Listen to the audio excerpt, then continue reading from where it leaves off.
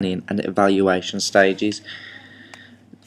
Now, if it wasn't for technologies, I would not have been able to produce what I did produce. And I'll show you through my trailer. iMovie was the biggest one. That was what helped me get everything. But the one thing, I did use a HD Sony camera for the whole filming of my media video, and I will admit the quality was very low-fi technology, and I wasn't happy with this, but there was something I could not control. I tried to keep everything original as a film would, but I just felt the quality was poor, and it would be nice if we had better technology. But on iMovie I was able to do this slow motion. I was able to combine shots, clip trimmer, trim shots so then I would miss things I didn't like and then add things I did like. But I always felt slow motion of the characters was great, because I could do this slow motion and highlight each character's facial expression and show the seriousness of what they're actually watching.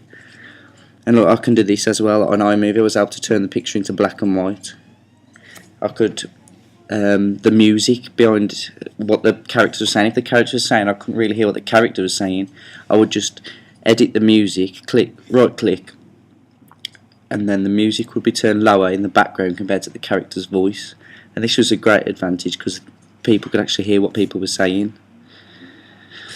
And then another slow motion shot, lighting, I could mess with the lighting, I could make things darker, make things brighter.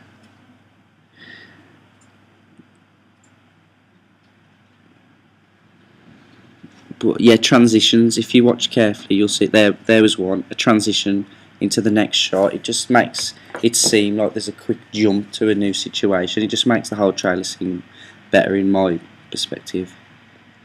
I could add voiceovers, as you've seen. The voiceovers, I would just detach the audio from a clip that I've recorded, and then the audio would overlap what I wanted it to say, really.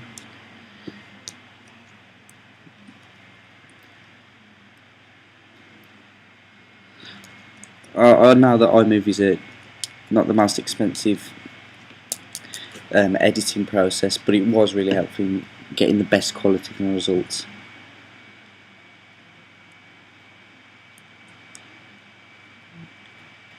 I really enjoyed the way it turned out, to be honest. The only thing I would hope to improve would be the quality. Once the trailer's near its conclusion, I do a fade to black here, as you see, and it goes into a life's experiment, which you can see it appears each letter. I wanted it to have like a sort of typewriter effect, and this was completed on Flash, which was a completely new program to me, and I will admit I needed assistance in creating this, but it did turn out the way I wanted it to be with Lives in Red. And then my production credits was created on Photoshop, which I'll talk a bit more after once we look at my posters. And finally, it's not only something small, but this was created on iMovie itself, as you can add a title sequence. But that was my media video, so let's have a look at my poster and magazine now. This was my magazine and this was my poster.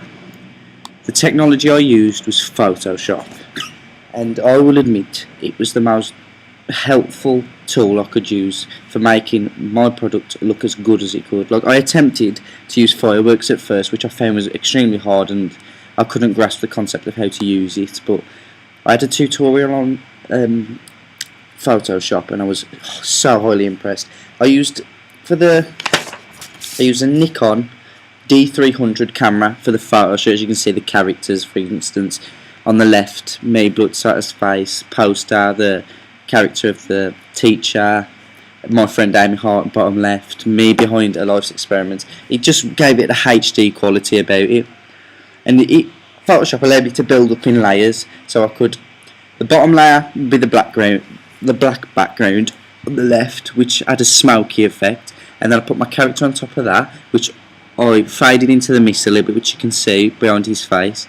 Hybrid, I could use a tool called Magic Wand, which made me to delete the whole background behind Hybrid and then move it over to the main poster, and then I could overlap certain situations.